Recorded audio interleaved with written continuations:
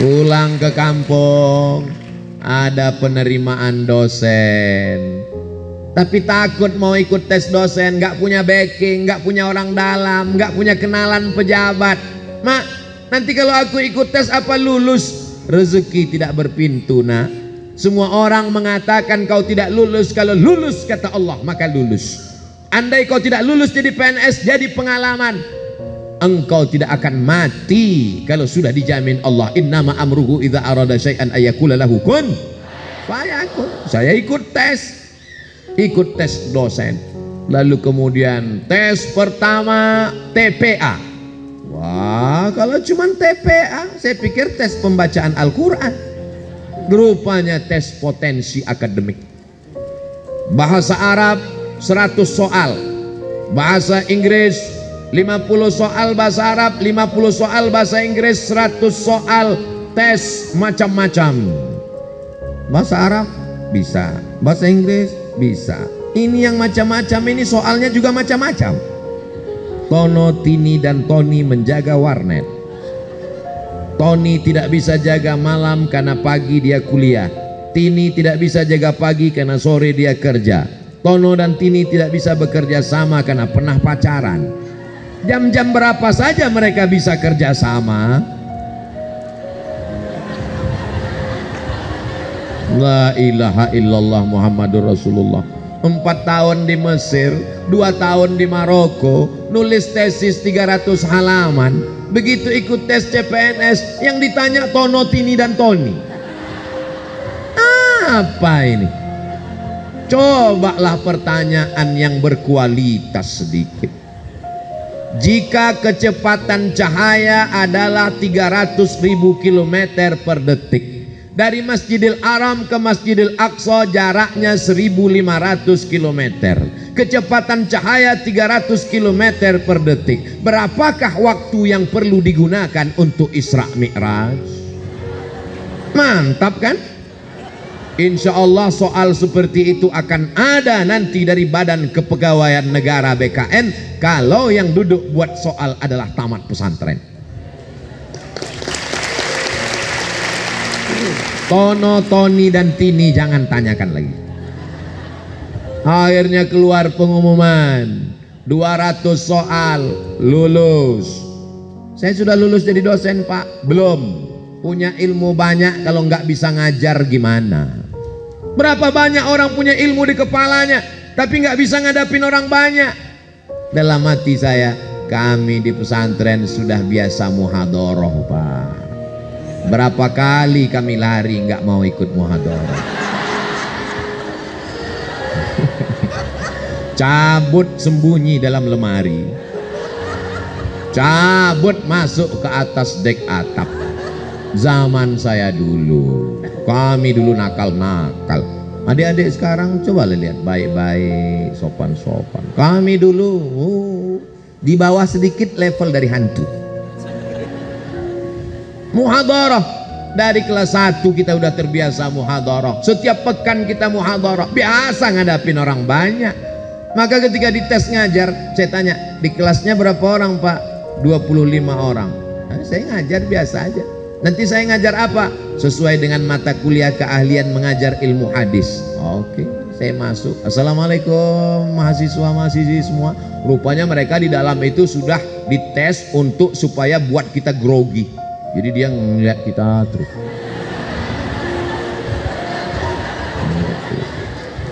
Saya biasa aja karena kita biasa dilihat orang. Jadi Ustadz biasa dilihat orang. Iya. Kapan? Di pondok dulu. Ketika sudah digundul berapa kali, mau digundul nggak ada rambut lagi, mau ditempeleng udah bolak-balik, mau dipukul batang sapunya sudah patah. Akhirnya hukumannya gimana? Berdiri pada hari Ahad di depan pintu, ditulis pakai whiteboard, inilah orang yang paling banyak melanggar peraturan. Tamu dari pagi sampai sore ngeliatin kita, urat malu kita putus. Kita udah terbiasa, udah nggak grogi lagi. Jangankan mahasiswa, jin ifrit pun hadir, kita biasa aja. Jadi ketika saya masuk di tes untuk ngajar, saya ambil spidol, saya jelaskan, adik-adik sekalian, bahwa pelajaran kita adalah hadis. Hadis itu apa? Ma udhifa ila Nabi sallallahu alaihi wasallam min qaulin aw fi'lin aw taqririn aw sifati khalqiyatin aw khuluqiyatin min ba'di bi'atsatihi ila wafatihi sallallahu alaihi wasallam. Adapun contoh dari sifat adalah bagaimana jalan Nabi, bagaimana rupa Nabi. Referensi yang paling lengkap tentang ini adalah kitab Asy-Syama'il Al-Muhammadiyah yang ditulis oleh Imam Abu Isa At-Tirmizi Ibnu Saurah, murid daripada Imam Bukhari. Adapun contoh tentang ucapan Nabi Sallallahu Alaihi Wasallam diantaranya yang diriwayatkan oleh Abu Hafs, dituliskan oleh Imam An-Nawawi dalam kitab Arba'in An-Nawawiyah, hadis yang pertama diriwayatkan dari Abu Umar bin Khattab radhiyallahu an. Kata Nabi sebelum hijrah, innamal a'malu binniyat wa innamal likulli imri'in ma nawa, faman kanat hijratuhu ila Allah wa rasulihi fahijratuhu ila Allah wa rasulihi, faman kanat hijratuhu ila dunya yusibuha aw imra'atin yankihuha fahijratuhu ila ma hajara ilaih. Pertama mereka matanya yang terbuka, lama-lama mulutnya terbuka. Lalu kemudian kata yang ngetes, udah cukup, kata dia. Keluar pengumuman, tes ngajar lulus. Lalu kemudian saya tanya, sudah bisa jadi dosen? Belum. Aduh, tes apa lagi? Kamu akan dihadapkan dengan tes berhadap-hadapan dengan guru besar. Akhirnya ketemu dengan guru besar. Ternyata guru juga, cuman agak besar.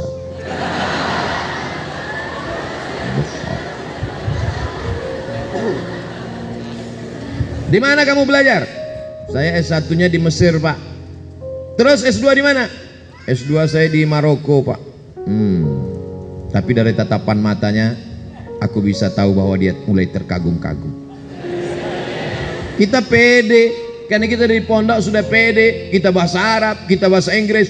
Nanti kalau Anda lulus jadi dosen, apa yang Anda lakukan? Saya akan nulis buku, saya akan perbaiki silabus, saya akan perbaiki kurikulum pendidikan sesuai dengan ilmu yang saya pelajari selama ini. Apa visi misi Anda? Kebetulan sebelum masuk kelas itu, saya baca visi misinya di dinding. Saya akan mewujudkan Universitas Islam Negeri Sultan Syarif Kasim menjadi pusat peradaban se-Asia Tenggara, sejalan antara budaya Melayu dengan keislaman.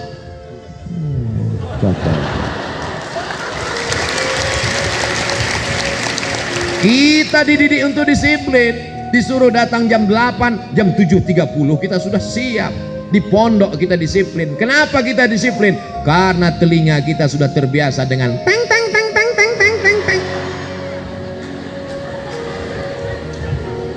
Sajadah, rotan, batang sapu. Adik-adik sekarang enak, kalian dilindungi oleh Komisi Perlindungan Anak. Kami dulu nggak ada komisi itu. Memang nasib saya zaman nggak enak. Tapi disiplin itu membuat kami on time tempat waktu. Saya datang jam 7.30, saya baca sekeliling. Saya memang suka membaca. Makanya tadi begitu sampai saya lihat, berani hidup tak takut mati, jangan hidup, takut hidup, mati saja. Lambat terhambat, malas tergilas, meleng terpelanting, mundur hancur, berhenti berarti mati. Jadi ketika saya datang tuh saya baca, oh tepat dia tanya, sesuai pucuk dicinta ulam pun tiba. Ya. Lalu kemudian ketemu dengan satu lagi. Ini guru besar akan ngetes lagi, kata dia. Apa ini tas tes. Silakan masuk. Saya pun masuk. Dia tidak suruh saya duduk. Putar ke kanan, saya mutar kanan. Putar ke kiri, saya putar ke kiri. Oh, ternyata Anda tidak cacat. Ini diskriminasi. Di Mesir berapa banyak dosen-dosen kita, mohon maaf, yang tidak bisa berjalan, Ustadz. Tapi mereka hafal Quran, mereka bahasa Arab hebat, bahasa Inggris, ngajar. Dosen saya Syekh Ibrahim Al-Khuli, Profesor Doktor, mohon maaf, tunanetra, tapi hafal Al-Quran, hafal hadis. Tapi saya nggak bantah, yang penting lulus dulu kan. Habis itu dia lihat, Anda merokok? Tidak, Pak. Jujur Anda tidak merokok? Tidak. Kenapa bibir Anda hitam? Inilah nasib orang hitam. Saya bilang saya orangnya hitam, dia bibir hitam. Masa orang hitam bibirnya putih? Ayak-ayak waya tuh.